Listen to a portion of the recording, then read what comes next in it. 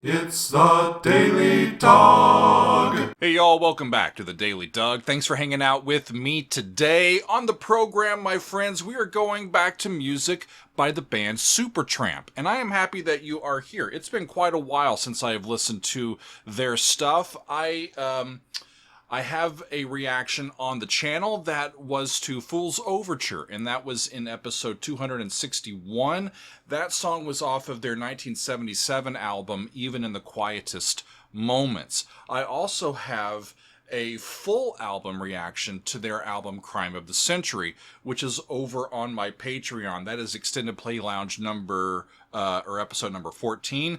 And Crime of the Century was their third album back in 1974. Well, today it has been suggested to me that I look at their song, The Logical Song, and that's what we're up to. So I am happy that you are with me. This is the lead single from Breakfast in America, a big album for them. It was released in March of 1979, and the song is written by Roger Hodgson, and it is based on his experience at boarding school as a kid. And I found a quote from Roger explaining some of the background and inspiration for this song. He says, "A logical song was born from my questions about what really matters in life. Throughout childhood, we are all taught all these ways to be, and yet we are rarely told anything about our true self.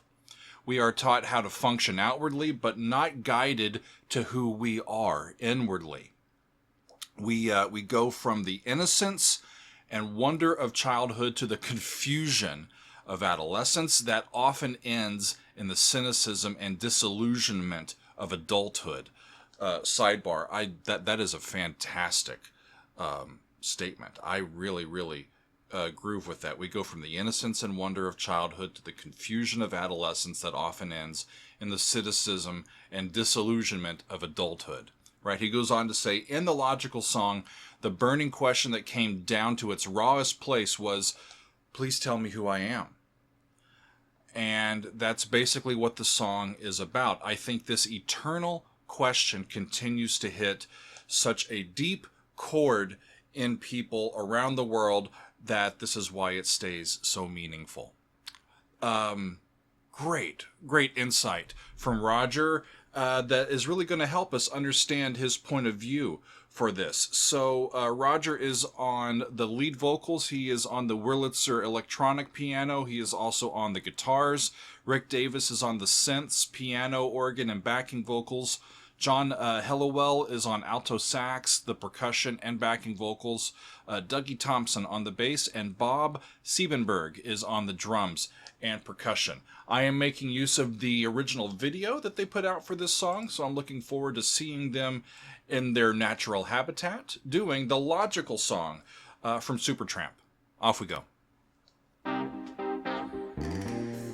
That is such a recognizable opening to a song. I have heard this. When I was young, it seemed that life was so wonderful, a miracle.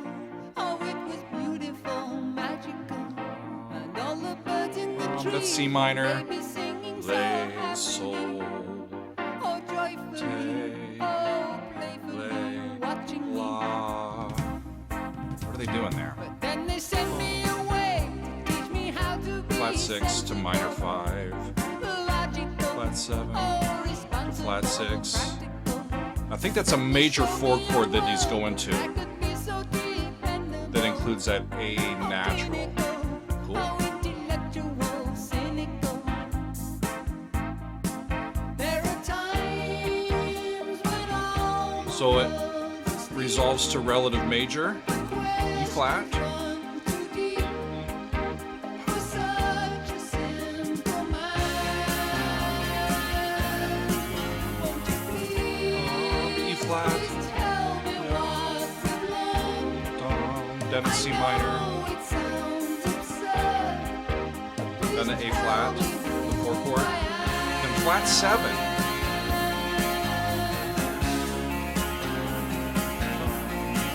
I said, now what would you say? And they get back to C minor for the next verse.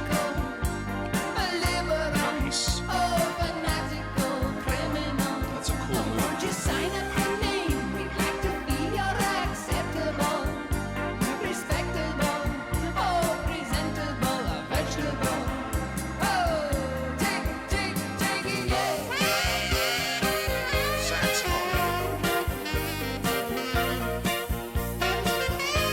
got a really nice syncopated, groovy sound to it. The groove's really nice.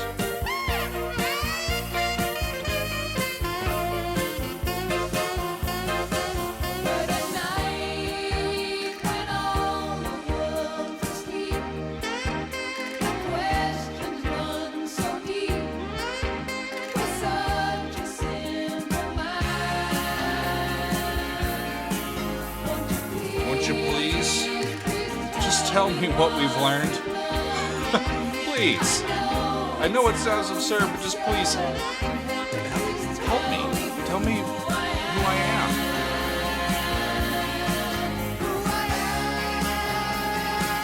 Cool.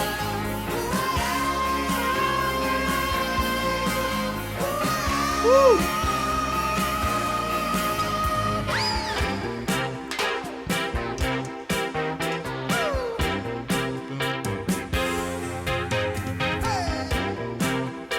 It goes back to C, but it's a C dominant 7.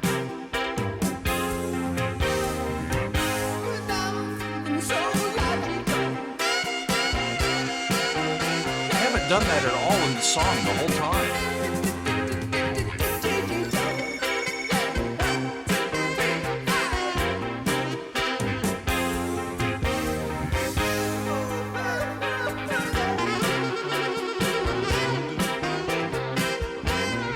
Yeah, that's a C7 chord, goes to F, right? That's their outro.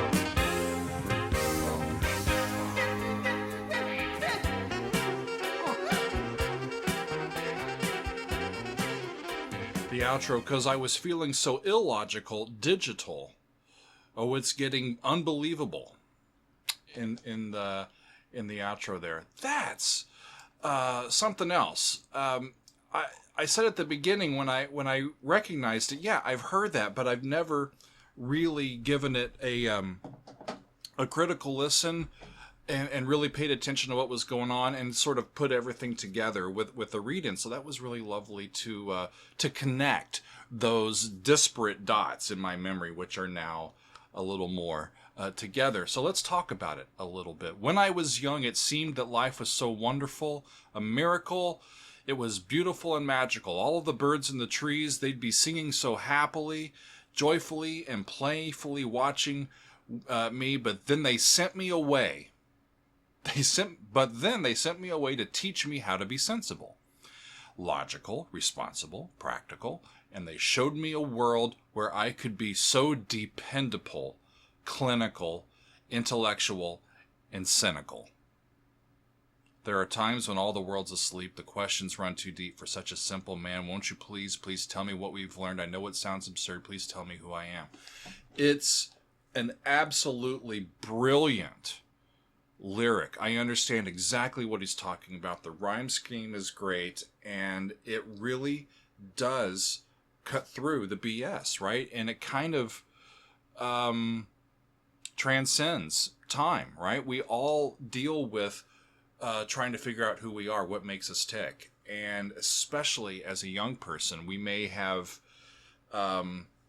patience that is lacking as we are still working on that. One thing that strikes me, though, y'all, this is pretty close in time to when The Wall by Pink Floyd came out. I believe it was the same year. What year was this? This was 1979, wasn't it?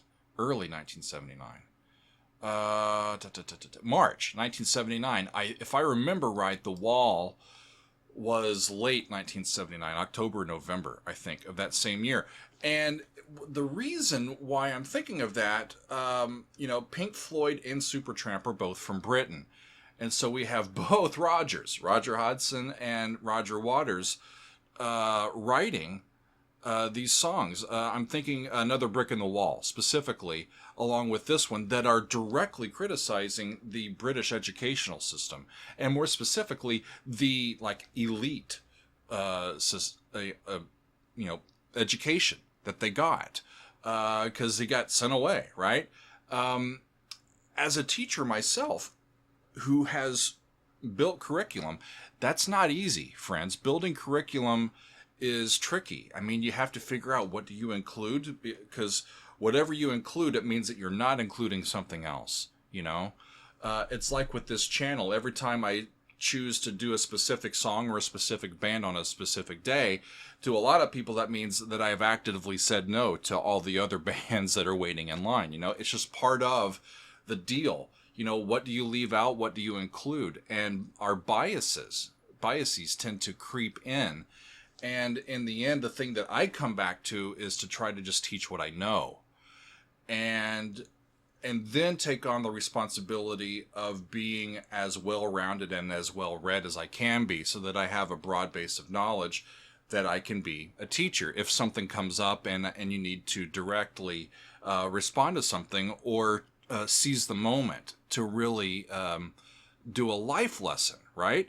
And that's really what I'm thinking about. I think we'd benefit, like with what Roger and Roger have been saying, I think here, is that we'd benefit from some of these life lessons in classes, in addition to our reading, our writing, our arithmetic, and all that sort of stuff. It's sometimes we need time to just put everything together and learn more about what makes us tick after we've been exposed to all of these great ideas. If we just get, here's what happened here, and here's what happened here, and know this, and know this, and know this, and keep going, you never get a chance to process it and to understand how you react to it and understand it and incorporate it into your understanding of yourself and the world around you.